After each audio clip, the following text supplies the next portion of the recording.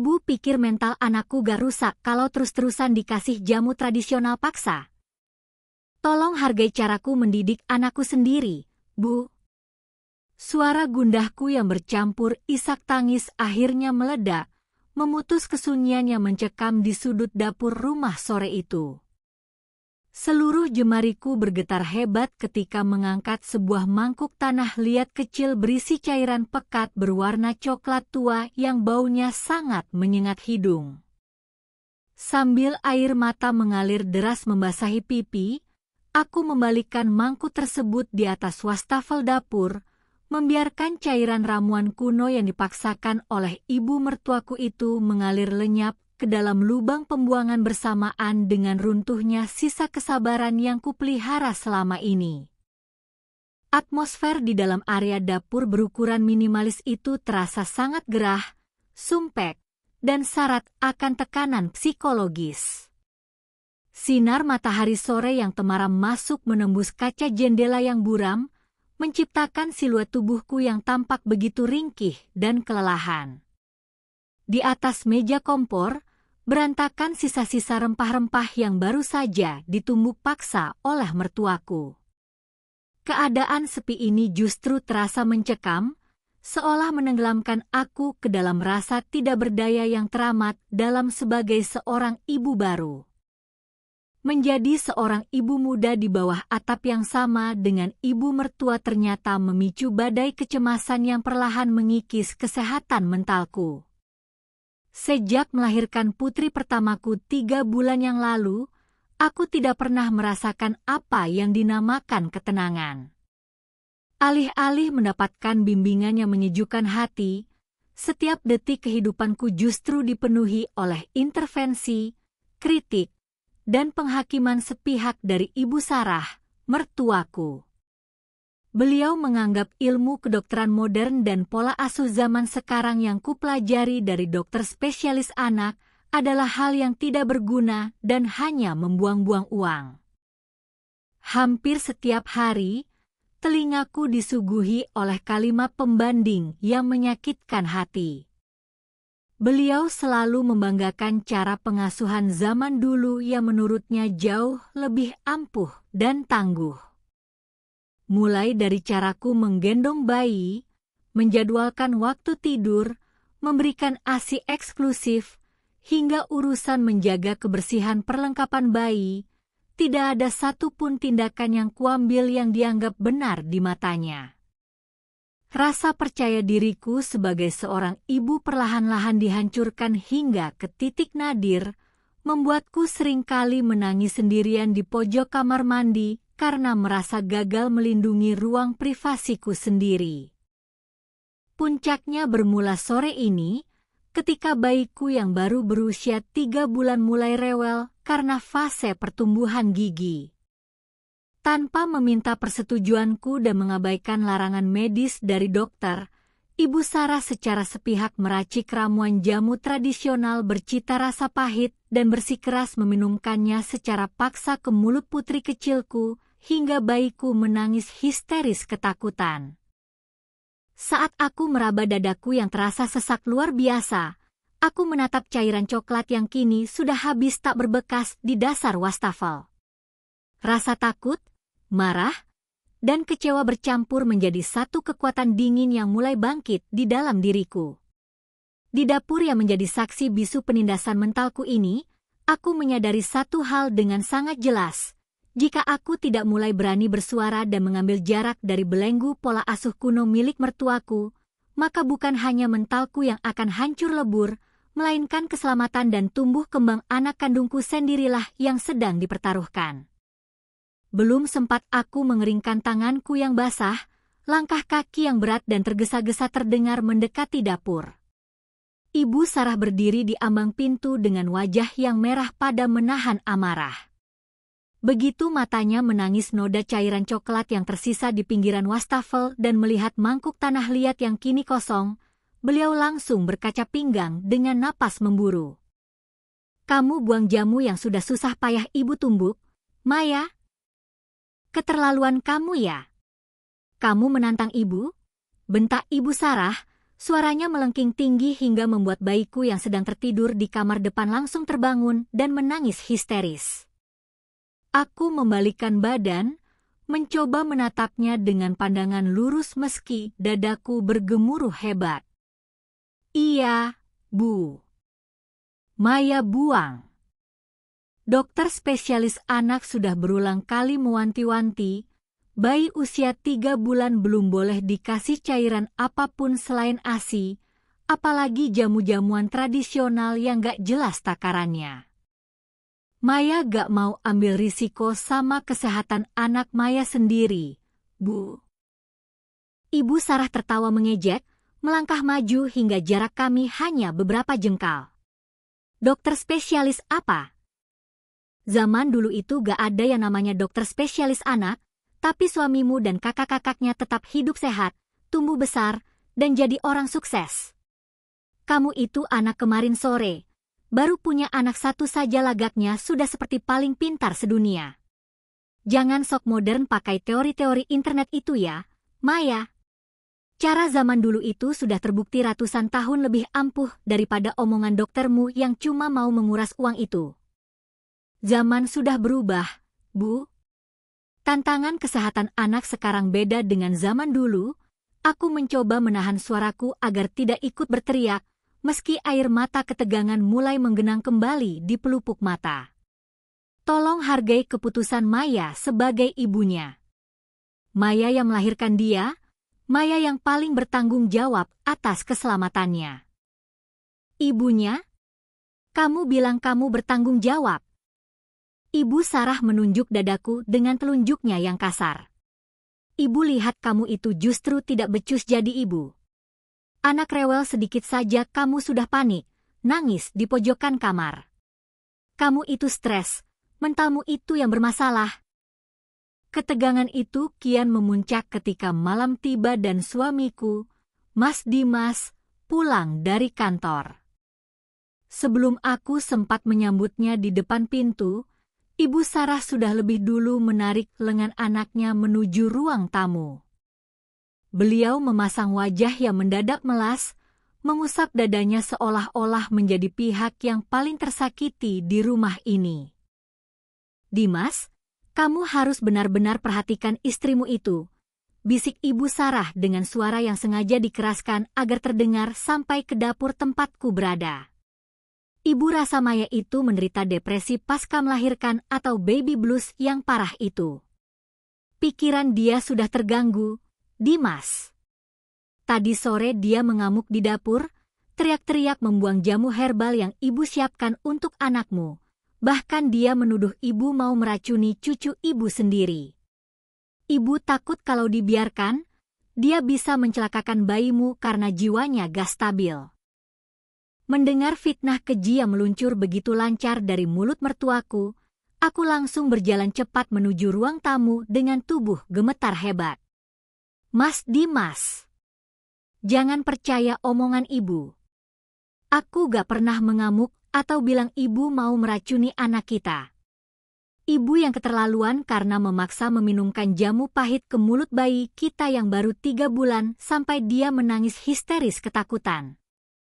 Mas Tian, maksudku Mas Dimas, melihat ke arahku dengan tatapan yang sangat lelah.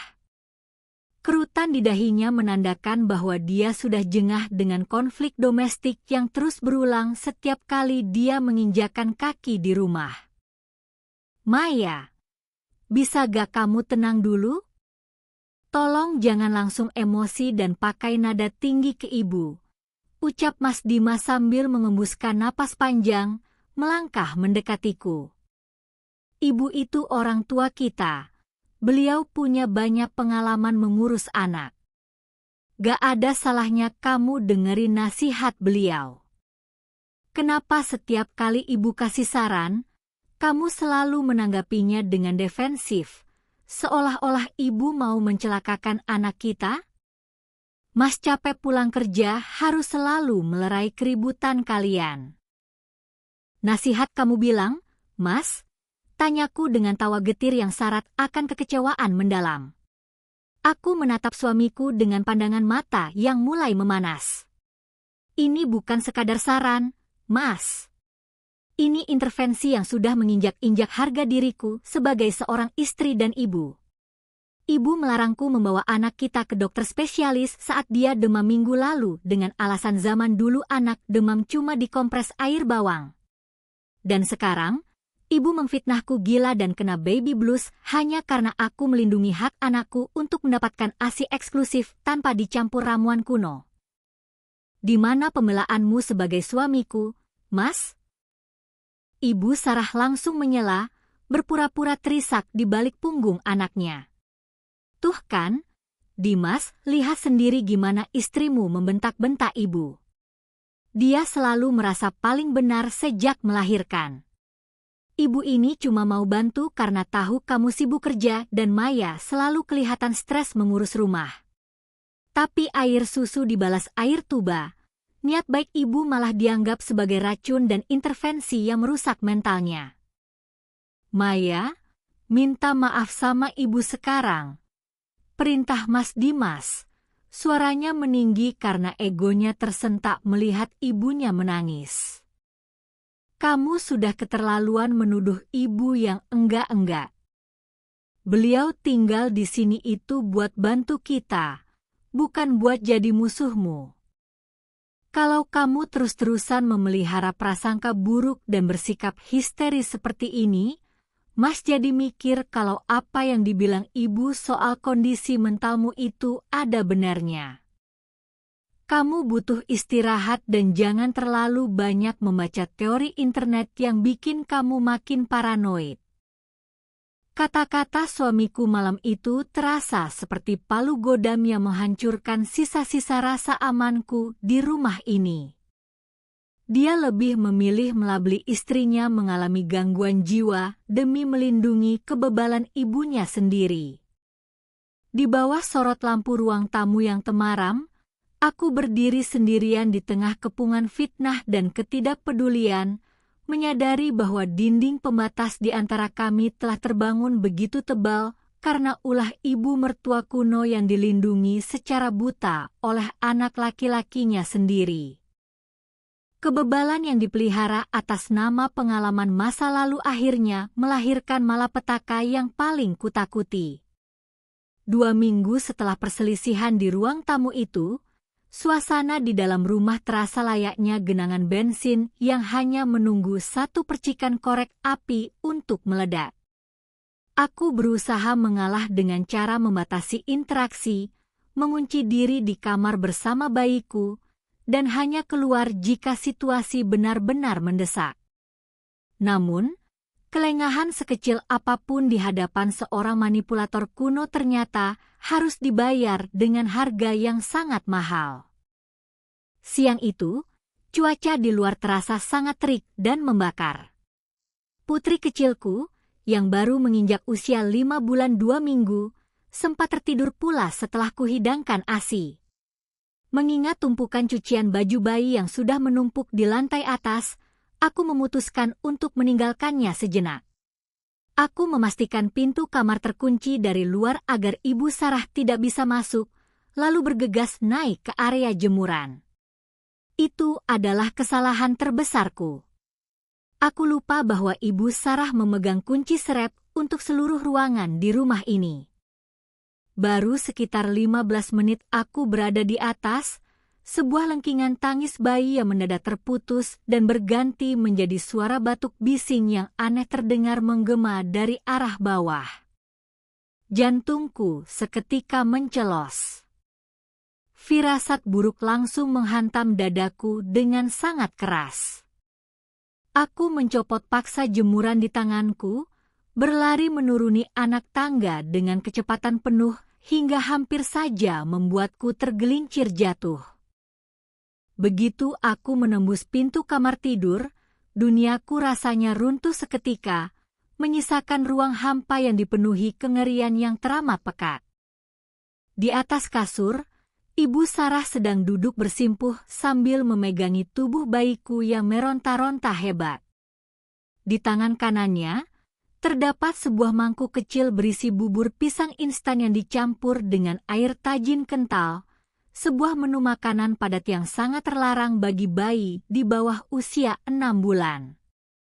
Yang membuat darahku mendidih hingga ke ubun-ubun adalah melihat bagaimana mertuaku itu menggunakan sendok besi untuk mencekokkan bubur tebal itu secara paksa ke dalam mulut putri kecilku yang sudah megap-megap kekurangan oksigen. Ibu, apa yang ibu lakukan sama anakku? Teriakku histeris, suaranya melengking tinggi memutus urat leherku. Aku menerjang maju, merebut tubuh bayiku dari cengkraman kasarnya, dan melempar mangkuk bubur itu hingga hancur berantakan di atas lantai ubin. Belum sempat Ibu Sarah melayangkan makian atas tindakanku, putri kecilku mendadak berhenti menangis. Wajahnya yang semula kemerahan akibat menjerit kini perlahan-lahan berubah menjadi biru keunguan. Matanya mendelik ke atas, sementara dari hidung dan mulut mungilnya keluar busa putih bercampur leleran bubur pisang yang menyumbat jalur napasnya.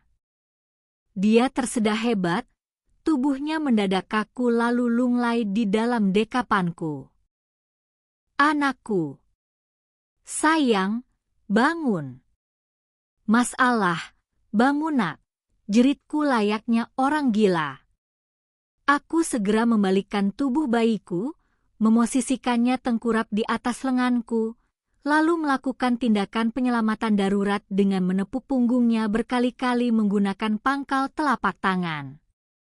Namun, sumbatan bubur kental itu terlalu dalam.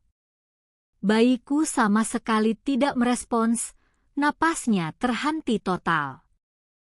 Ibu Sarah yang melihat kondisi cucunya mulai membiru mendadak panik, wajah angkuhnya runtuh berganti pucat pasi. Loh, kok jadi begini? Zaman dulu ibu kasih makan pisang kerok ke anak-anak ibu sejak usia 2 bulan gak ada yang mati.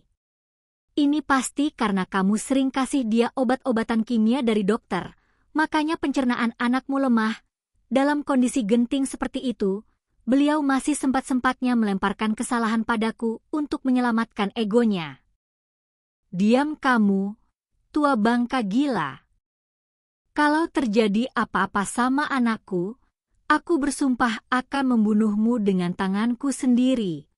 Pekiku, seluruh sopan santun dan rasa hormatku sebagai menantu runtuh sepenuhnya malam itu.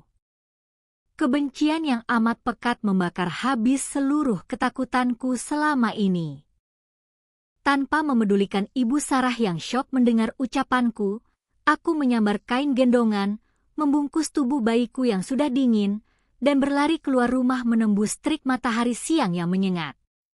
Aku beruntung karena sebuah taksi kebetulan sedang melintas di depan gang. Di dalam mobil yang melaju kencang membelah jalanan menuju instalasi gawat darurat rumah sakit bersalin, aku terus-menerus memberikan napas buatan dari mulut ke mulut pada putri kecilku, sambil terus meratap memohon belas kasihan pada Yang Maha Kuasa. Air mataku mengalir deras, bercampur dengan keringat dingin yang membasahi seluruh dasterku.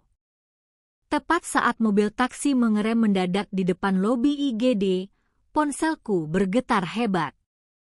Itu Mas Dimas yang rupanya baru saja dikabari oleh ibunya. Maya, kamu di mana? Ibu telepon sambil nangis-nangis. Katanya kamu mengamuk dan bawa kabur anak kita setelah membentak ibu dengan kata-kata kasar. Kamu benar-benar sudah sakit jiwa ya, Maya? Pulang sekarang? Bentak Mas Dimas di seberang telepon dengan suara penuh penghakiman, sama sekali tidak tahu fakta yang sebenarnya terjadi.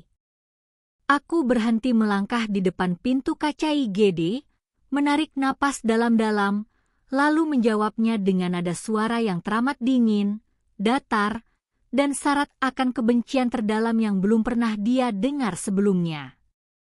Anakmu sekarang lagi kritis di ruang UGD rumah sakit karena dicekok makanan pada secara paksa oleh ibu kandung yang kamu dewa-dewakan itu, Dimas.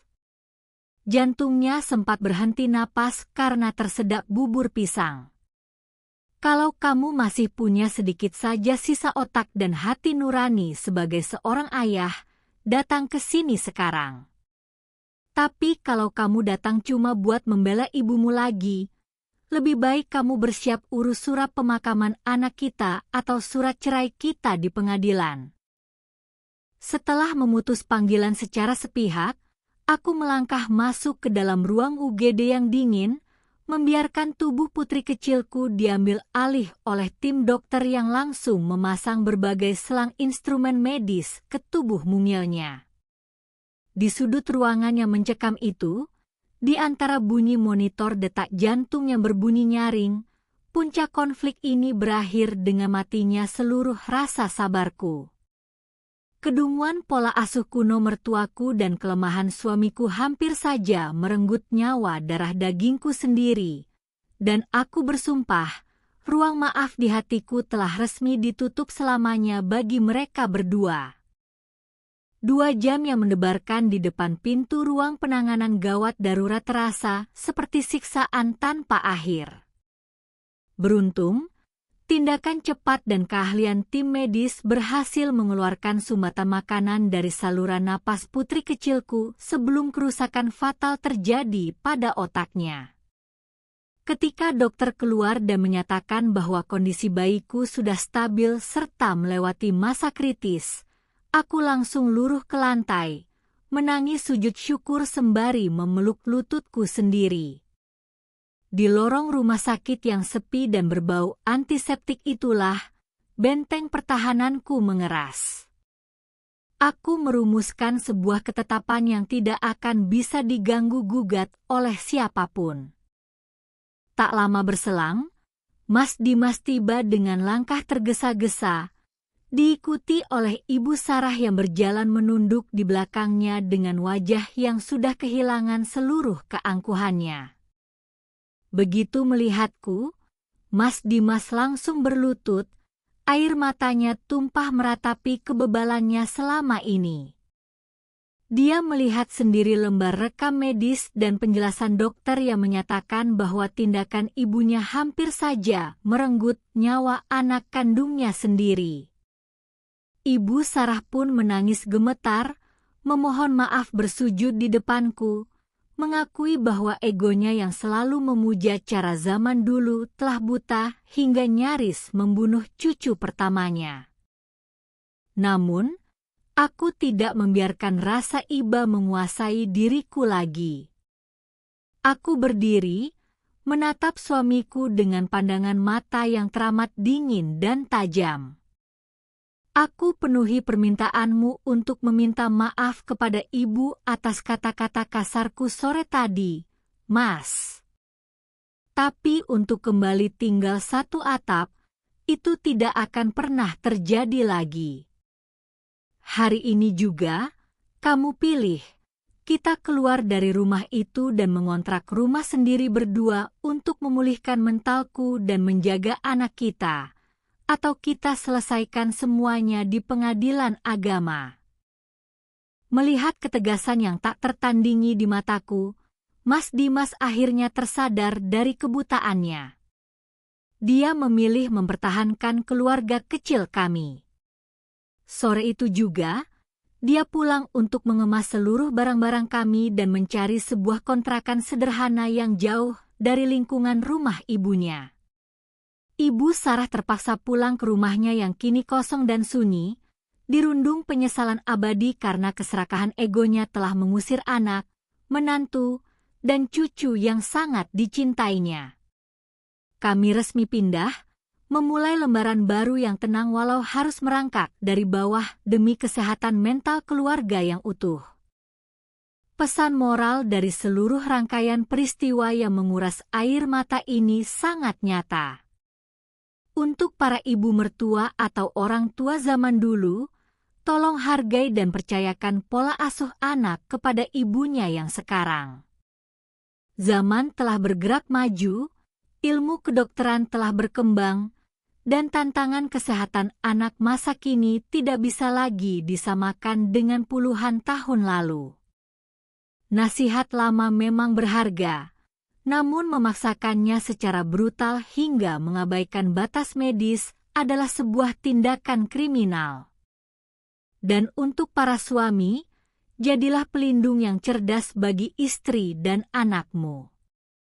Jangan biarkan label anak berbakti membuatmu buta dan tuli, hingga membiarkan mentalku dan nyawa darah dagingmu sendiri dikorbankan di atas altar kebebalan orang tuamu. Sekarang, aku ingin melemparkan pertanyaan terbuka kepada kalian semua yang telah setia menyimak kisah perjuanganku dari awal hingga babak akhir ini. Apakah tindakan tegas yang kuambil dengan memberikan ultimatum keras kepada suami dan membatasi total kunjungan ibu mertua setelah insiden medis ini sudah benar demi keselamatan anakku? Ataukah aku terkesan terlalu kejam dan pendendam sebagai seorang menantu? Tulis pendapat jujur, bijak, dan dewasa kalian di kolom komentar di bawah ya. Mari kita saling bertukar pikiran di kolom komentar. Karena suara dari kalian sangat berharga untuk menguatkan pondasi rumah tangga baruku.